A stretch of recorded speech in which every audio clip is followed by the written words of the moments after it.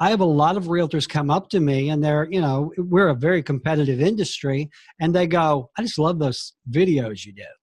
And I'm like, well, why don't you do some? Well, I could never do that. What do you say?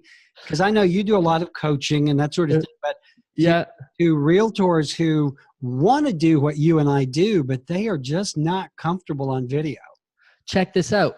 A few months ago, I was driving. Now, this is last year, because now we're in 2019. So 2018, when I still was selling real estate, which now, like you said, I'm doing the coaching aspect of it.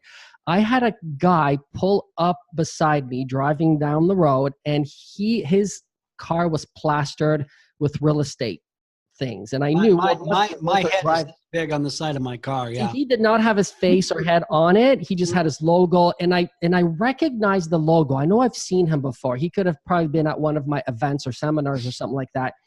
So I'm looking over, he's to my right, and I'm looking over to see who's in the car. And I didn't want to make it obvious, like I'm staring at him.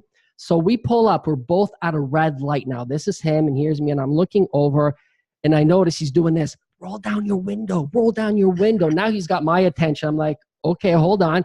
Bzz, window goes down. He goes, dude, I love your videos. Now he's my competitor. Yeah. He goes, dude, I love your videos. Please don't stop making them because I share them all. Yeah.